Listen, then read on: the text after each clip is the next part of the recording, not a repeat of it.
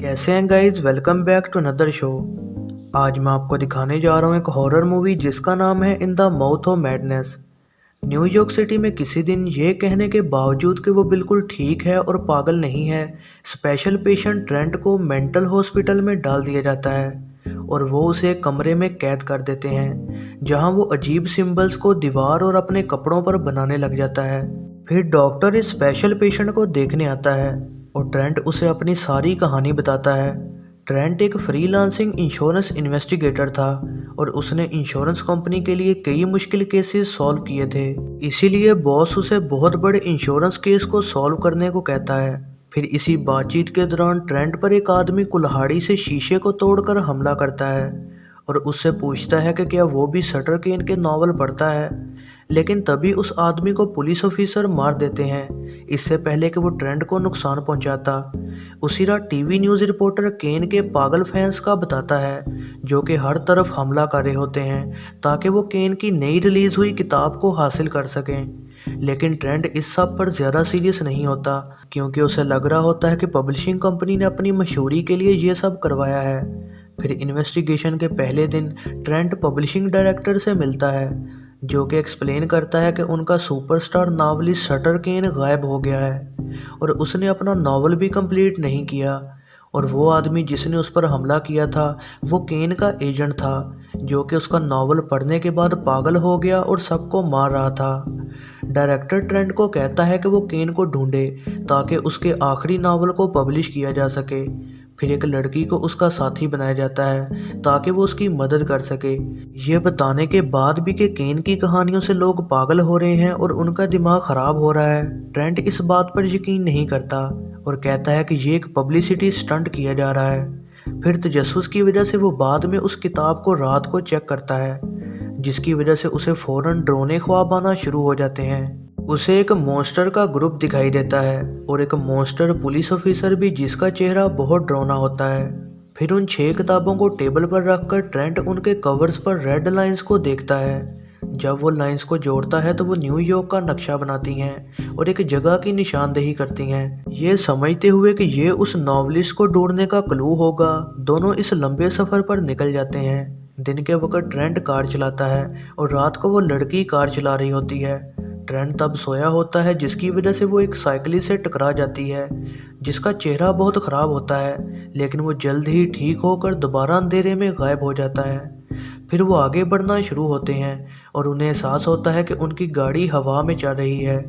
फिर वो कार अंधेरे टनल से गुजरती है और वो दूसरी साइड पहुंच जाते हैं, लेकिन वो हैरान हो जाती है ये देखकर कि ट्रेंट को पिछली रात का कुछ भी याद नहीं। फिर कन्फ्यूजन में वो ट्रेंट को गाड़ी चलाने को कहती है। फिर वो एक छोटे टाउन में पहुंच जाते हैं लेकिन वहां पर बस कुछ ही लोग रह रहे होते हैं। फिर उन्हें एहसास होता है कि जो जो जगह वो देख रहे हैं वही सेम टू सेम उन किताबों में बताई गई है। उस लड़की को ये एहसास हो जाता है कि वो किताबों की दुनिया में आ गए हैं, लेकिन ट्रेंट ये कहता है कि ये पूरी जगह बस एक थीम पार्क है और उन्हें किताब में बताई गई जगहों जैसे बनाया गया है ताकि किताब को प्रमोट किया जा सके।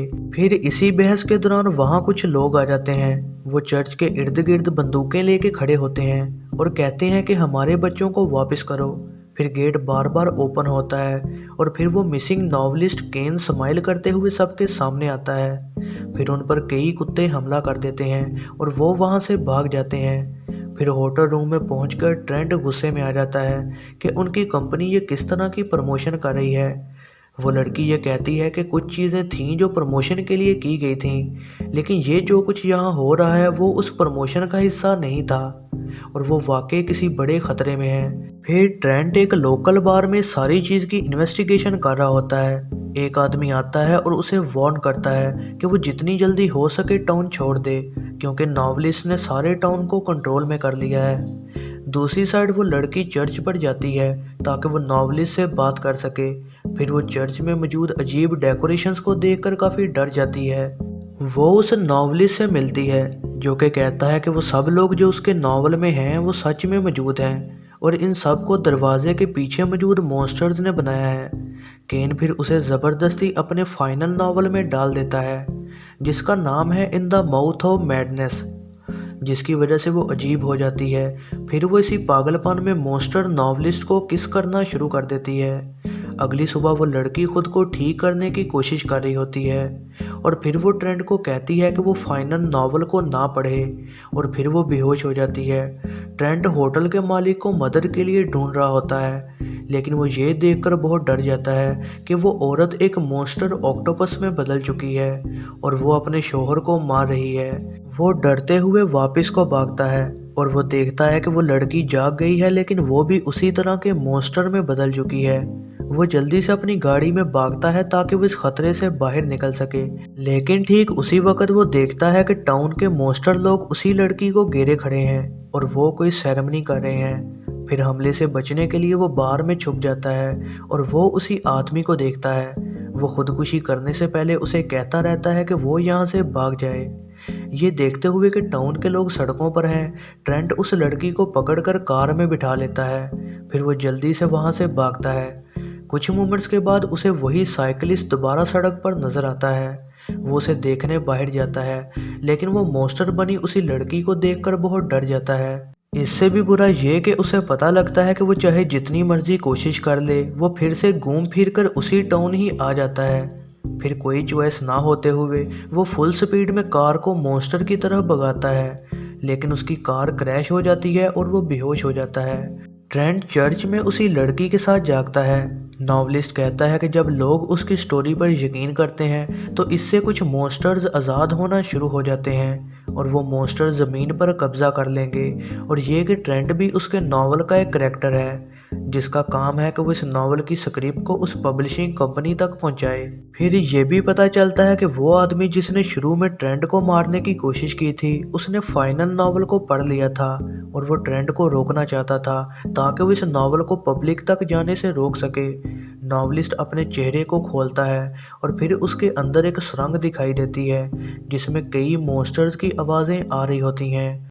ट्रेंट उस लड़की से स्क्रिप्ट लेता है और वो हॉल की तरफ भागता है और मॉन्स्टर्स उसके पीछे आ रहे होते हैं। वो फिसल कर गिर जाता है और फिर वो अचानक खुद को एक रोड के ऊपर लेटा हुआ पाता है, जिससे पता चलता है कि वो रियलिटी में वापस आ गया है। वो स्क्रिप्ट को फेंक देता है और फिर सिटी जाने को एक राइड लेता है, लेकिन उसे पता चलता है कि वो स्क्रिप्ट मेल के ज़रिए उसे दोबारा भेज दी गई है।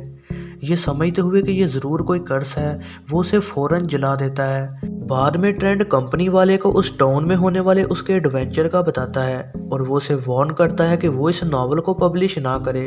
वो ये सुनकर शॉक हो जाता है जब वो कहता है कि कंपनी में कोई ऐसी लड़की है ही नहीं जो उसके साथ गई थी और उसे केन को ढूंढने अकेले भेजा गया था। वो बताते हैं कि उस स्क्रिप्ट को उसने खुद महीनों पहले उन तक पहुंचा दिया था। इससे भी ज़्यादा ये कि in the mouth of madness novel कब का पब्लिश हो चुका है और इस नावल पर एक फिल्म भी बनाई जा रही है। सड़क पर वो नए रिलीज किए नावल के रीडर को देखता है जिसकी आंखों से खून निकल रहा होता है। ट्रेंट उसे कुल्हाड़ी से मार देता है जैसे कि पहले एजेंट सबको कुल्हाड़ी से मार रहा था। फिर उसे इस पागलपन पर पकड़कर हॉस्पिटल में भेज दिया जाता है। जब ट्रेंट अपनी ये कहानी बता देता है, वो डॉक्टर कहता है कि ये बस उसके दिमाग के ख्यालात हैं। फिर उसी रात उसके कमरे से बाहर कुछ अजीब हो रहा होता है। उस सुबह ट्रेंट ये देखकर हैरान होता है कि पूरे शहर में कोई भी नहीं है और सब लोग जा चुके हैं। ये पता चलता है कि दुनिया पर उन मॉन्स्टर्स ने कब्जा कर लिया है। ट्रेंट फिर सिनेमा हॉल में जाता है जहां वो ये देखकर डर जाता है कि वो एक फिल्म में मेन कैरेक्टर है। फिर वो इस बात पर हंसना शुरू कर देता है। यह ज़रनाब मूवीज़ रिव्यू वीडियो पसंद आई हो तो लाइक ज़रूर कीजिएगा और ऐसी ही नई वीडियोस के लिए चैनल को सब्सक्राइब और बेल नोटिफिकेशन को ऑन करना ना भूलिएगा।